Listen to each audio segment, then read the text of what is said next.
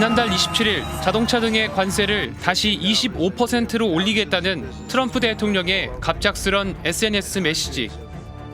그리고 다음 날 미국 공화당 법사위원회 개정엔 쿠팡과 같은 미국 기업을 부당하게 표적으로 삼으면 이런 일이 벌어진다는 글이 올라왔습니다. 이 때문에 트럼프 대통령이 관세 인상을 언급한 배경 중 하나가 쿠팡 때문 아니냐는 해석이 나왔습니다. 지난달 22일 쿠팡 투자사 두 곳이 미국 무역대표부에 제출한 청원서. 쿠팡에 대한 한국 정부의 부당하고 차별적인 행위를 조사하고 조치해달라는 것이었습니다. 한국 정부에 보낸 중재 의향서에는 정부가 좋아하는 한국과 중국 회사들을 위해 성공한 미국 회사의 능력을 제거하려 한다며 근거 없이 한국 정부를 친중 반미 성향으로 몰아붙이기까지 했습니다. That Korea continues to pursue legislative efforts explicitly targeting U.S. companies. One example would be Coupang through discriminatory regulatory actions.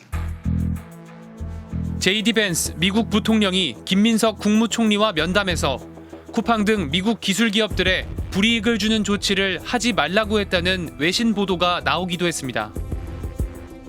3,300만 명이 넘는 개인정보 유출 사태. 이와 관련해 수사기관을 무시한 듯한 개인정보 유출은 3,000명뿐이라는 독자적 조사와 발표. 그리고 이딴 노동자 사망에 대한 조직적인 책임 회피 의혹과 입점업체들에 대한 착취 논란. 이에 대한 사회적 비판과 조사가 본격화되자 미국 정치권에서 되레 우리 정부에 대한 압박이 잇따른 겁니다. 관료들과 권력자들에게 로비를 통하여서 그들의 나라를 만드는, 그래서 사실은 헌법보다 국민보다 훨씬 위에서 뭔가를 조종하고 있는 기업 같은 이런 느낌입니다. 미 상원의 로비 공개 자료에 따르면 쿠팡 INC의 로비 액수는 최근 5년간 952만 달러, 140억 원에 달합니다. 2025년 트럼프 대통령 취임식에 100만 달러를 후원해 김범석 의장이 공식 취임식에 참석하기도 했습니다. 국내에서도 대정부 로비를 위한 조직, 즉 대관 업무를 위한 인사들을 공격적으로 영입해왔습니다. 스트레이트가 확보한 정부와 국회 출신 인사들의 쿠팡 및 자회사 취업 심사 내역입니다. 지난 6년간 공정거래위원회를 비롯해 경찰과 검찰 그리고 대통령실 출신 등을 31명이나 영입했던 것으로 나타났습니다. 개인정보 유출 사태 이후인 지난해 12월 말 경찰청 소속 경위 1명을 제외하곤 모두 쿠팡 취업이 승인됐는데 이사부터 전무까지 임원진으로 영입한 인사들이 상당수였습니다. 국회에서도 보좌관 출신 등 16명이 대부분 임원급으로 영입됐습니다. 이와 관련해 국회 관계자는 다른 곳에 먼저 취직한 뒤 취업 심사 없이 쿠팡으로 이직하는 경우도 있어 정부나 국회 출신은 더 많을 것이라며 특히 국정감사를 앞둔 시점에 쿠팡으로 옮기는 경우가 많다고 설명했습니다. 물류나 유통 경험이 전혀 없는 분들이 지금 정책협력실 또는 정책실 이런 곳들에 지금 배치가 되었습니다. 그래서 이런 분들이 과연 유통 시스템을 개선하는 이런 업무를 할 리는 만무하다고 보고요. 거기서 고용노동부나 경찰 그리고 국회를 상대로 전방위적인 로비를 했다라고. 정부와 국회를 상대로 하는 쿠팡의 대관 조직은 100명이 넘을 것으로 추정됩니다. 지난 대선 바로 직전에 우리 6개 청이 있는데 골고루 5, 6급들 하이직들을 영입을 해가는 것들이 파악됐습니다. 그래서 제가 1차적으로 이들과 접촉했을 때는 패가 망신할 줄 알아 지시를 내렸습니다. 여기에 더해 국내 최대 로펌인 김앤장 출신, 판검사 출신 인사들을 최고위직에 앉히면서 사법 리스크에 대응하고 있습니다. 실제 강한승 전 쿠팡 한국 법인 대표는 판사 출신으로 김앤장 변호사였고 정종철 현 쿠팡 풀필먼트 서비스 대표는 판사 출신으로 역시 김앤장 변호사로 일했습니다. 홍용준 현 쿠팡 로지스틱스 서비스 대표도 검사 출신으로 김앤장 소속 변호사였습니다. 쿠팡 법무팀의 법조인 인력은 국내 기업 최대 규모인 것으로 알려져 있는데 쿠팡은 노동자의 이딴 사망에 대한 책임론과 블랙리스트 의혹 등이 폭로될 때마다 제보자와 이를 보도한 언론 등에 대해 소송과 형사고소로 맞대응해 왔습니다. 지난 2021년 3월 미국 뉴욕 증권거래소에 상장한 쿠팡 INC. 홈페이지엔 미국 기술기업이란 점을 분명히 하고 있습니다.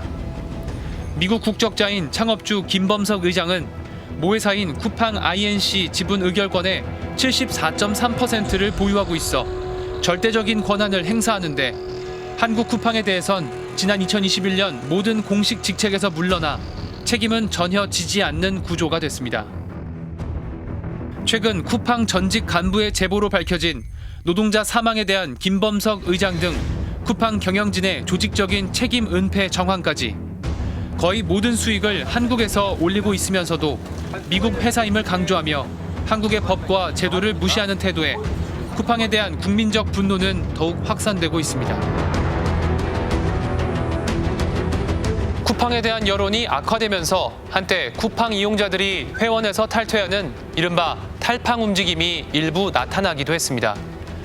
하지만 쿠팡 결제 건수와 금액이 소폭 줄었을 뿐 쿠팡 이용자 수는 전달보다 증가했다는 조사 결과도 있습니다. 쿠팡이 괘씸하다고 여기면서도 소비자들은 이용을 중단하지 않고 있고 쿠팡을 통해 물품을 판매하는 업체들 역시 쿠팡에서 벗어나기가 쉽지 않다고 말하고 있는데요. 그 이유가 뭔지 이들의 이야기를 자세히 들어봤습니다. 장난감과 책들로 가득한 6살 아이의 방.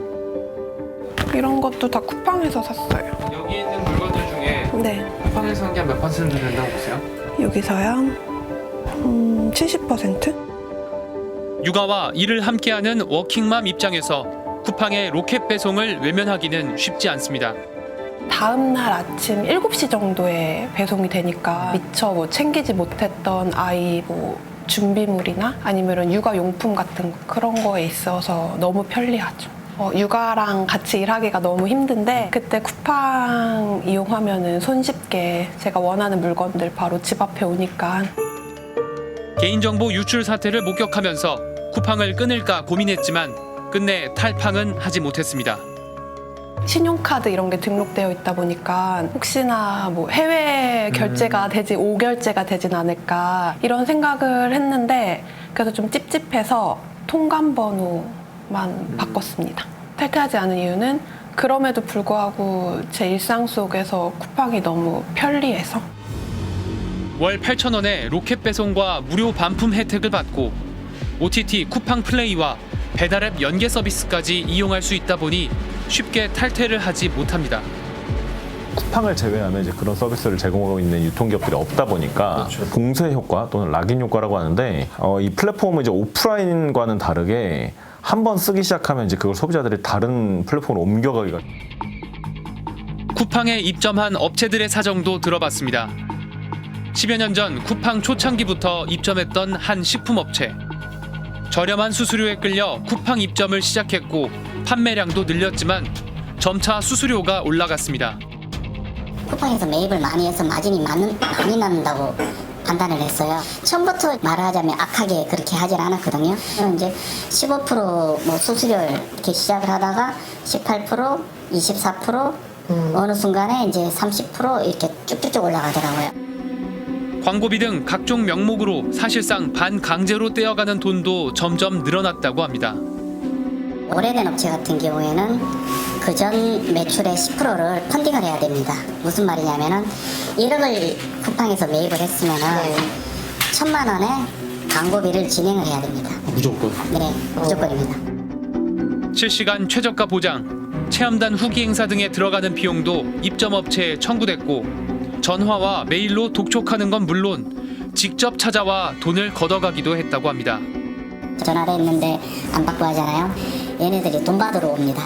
돈 받으러 와서 이제 빚값 이제 돈 반강제로 내놓으라는 식으로 합니다. 돈을 줘야 돼요? 그렇게 안 하면 이제 재계약에서 불리하니까요. 이러다 보니 언젠가부터는 쿠팡에서 팔면 팔수록 적자가 커져간다는 게 입점업체들의 말입니다.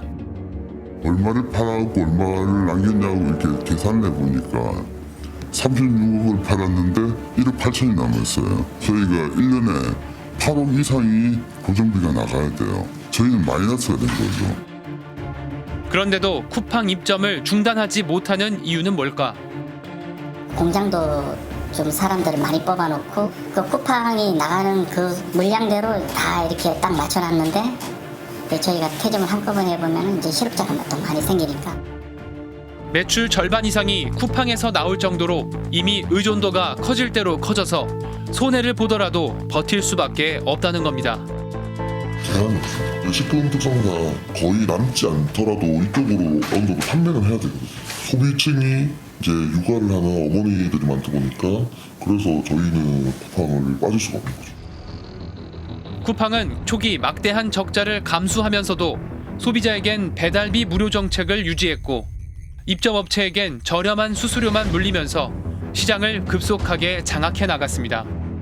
결국 온라인 플랫폼 시장을 사실상 독점하게 됐습니다. 쿠팡의 월간 앱 이용자 수는 지난해 12월 기준 3,485만 명으로 압도적 1위, 거래액도 국내 이커머스 시장 1위를 지키고 있습니다. 쿠팡의 횡포를 목격하면서도 소비자는 소비자대로, 그리고 입점업체는 입점업체대로 빠져나오기 힘들 만큼 종속돼 버린 겁니다. 지금 점유율 1위 사업자이고 이제 입점업체들 입장에서는 당연히 쿠팡을 안 쓰면 다른 플랫폼을 통해서는 이제 매출을 내기 어려운 이런 문제가 있다 보니까 쿠팡처럼 플랫폼 시장을 독점하는 업체를 규제하기 위해 국회는 시장 지배적 플랫폼 사업자의 불공정 행위와 갑질을 막는 온라인 플랫폼법 제정을 추진해 왔습니다. 공정한 시장 질서를 확립하기 위한 법안입니다. 특정 국가의 특정 기업을 차별화하기 위한 것이 절대 아닙니다. 하지만 지난해 7월 미국 하원 법사위원회가 미국 기업을 차별하게 된다며 공정거래위원회에 공식 항의 서한을 보냈고 한미 관세 협상 과정에서도 미국 정부가 비공개로 법 추진 중단을 요구하는 등 미국 측의 압박에 막혀 법 제정은 멈춰 있는 실정입니다. 쿠팡의 시장 지배력만큼이나 우리 노동시장에서 쿠팡이 차지하는 비중 역시 상당합니다. 쿠팡에서 일하던 노동자들이 잇따라 사망할 정도로 쿠팡의 노동 강도가 가혹하다는 건 이미 잘 알려져 있습니다. 그럼에도 많은 노동자들은 여전히 쿠팡에서 일하고 있습니다. 살인적이라고까지 불리는 노동 강도에도 이들이 쿠팡을 선택할 수밖에 없는 이유를 살펴봤습니다. 이른 새벽 서울 구로구의 쿠팡 배송 캠프.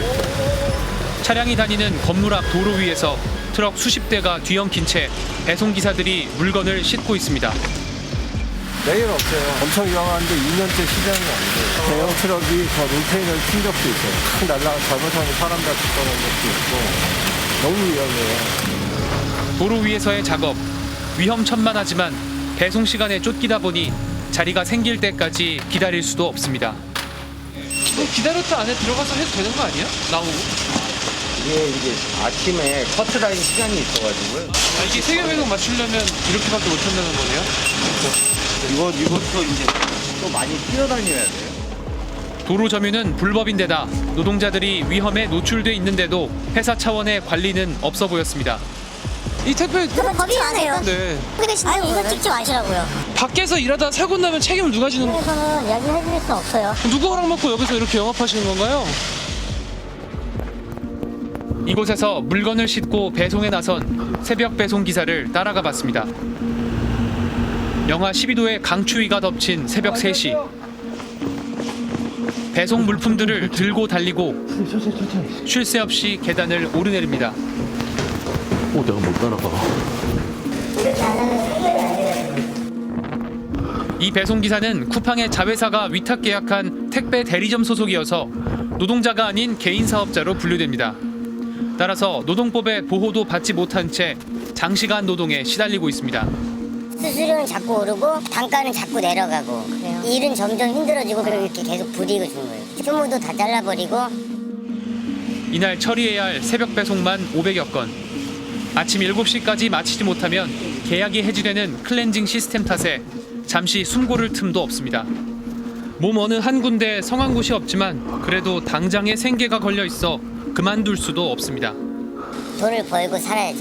힘들죠. 이걸 또 오래 해서 다른 걸 구하려고 하면은 좀 막막한 게 있더라고요. 노동 강도로 악명 높은 쿠팡 물류센터의 노동 환경은 좀 나아졌을까? 직접 일용직으로 야간 근무를 해봤습니다.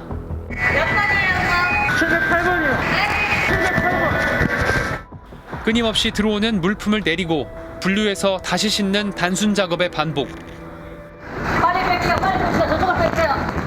처리 속도가 더뎌지면 어김없이 사이렌 소리가 울립니다.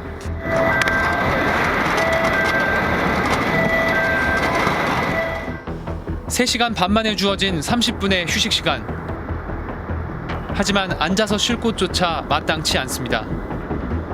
휴식 이후 5시간 연속으로 일한 뒤에야 야간 근무가 끝났습니다. 건장한 20대 청년도 버거워합니다. 처음이에요? 네. 어땠어요? 힘들어. 좀 6개월 돼요. 차라리 다른 알바를 하는 게 매일매일 하는 거 좀 솔직히 모르고 솔직히 너무 힘들어요. 쿠팡 물류센터에서 10년 넘게 무기계약직으로 일해온 50대 여성은 과거보다 노동 강도가 훨씬 세졌다고 말합니다. 초창기에는 화장실 가는 것도 자유롭고 그때는 핸드폰을 가지고 들을 수 있었거든요. 근데 어느 순간에 부하는 생기면서 일도 힘들어지고 제가 한번 퇴사했다가 다시 들어온 이후로는 완전히 싹 변했어요. 180도. 하루하루 진통제로 버티는 게 일상이 됐습니다. 너무 아프니까 약 먹고 자고 거의 약으로 버텨요. 돈을 다 벌어야 되는 사람들이니까 그걸 그냥 악으로 깡으로 그냥 돈으로 버티는 거예요. 야간 새벽 근무를 밥 먹듯 해야 하는 살인적인 노동 강도. 그럼에도 쿠팡에서 일하는 건 당장 이 정도 수입을 올리는 일자리를 구하기가 쉽지 않기 때문이라는 게 노동자들의 공통된 대답입니다. 야간만 할 때는 260? 그 정도 선으로 분담하면 될 거예요. 다른 일을 할 수도 있잖아요. 굳이 이렇게 앉아서 월급도 괜찮고 여기 하니까 어차피 시장 일도 거의 다 비슷한 것 같더라고요. 배달 노동자 건강권을 위해 새벽 배송을 금지해야 한다는 주장이 제기되기도 했지만 새벽 배송에 익숙해진 소비자들은 물론 쿠팡에 의존해 생계를 유지하는 많은 노동자들에게서도 반발이 터져나왔습니다. 필요한 규제를 못 만들어 놓은 상태에서 그 편한 세상에 사람들이 익숙해질 때까지 내비뒀다가 이제와 새삼 그걸 제한하는 심야노동을 막네 그런 말 한다 그러면 그게 동의가 되겠어요, 사람들이? 단기 계약직을 포함해 쿠팡이 고용한 인력 규모만 9만여 명. 고용 규모에서 국내 2위를 기록하고 있습니다. 노동자들이 잇따라 쓰러지고 있는데도 쿠팡의 고용은 급속하게 늘어났고 또 쿠팡에서 일하려는 지원자가 끊이지 않는 이유.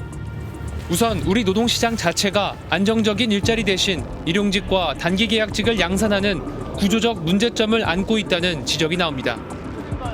이런 상황에서 쿠팡이 일용직과 계약직 위주의 일자리를 진입장벽을 낮춰 대량으로 공급하면서 당장의 생계가 급한 이들이 쿠팡 노동에 의존하고 있다는 겁니다.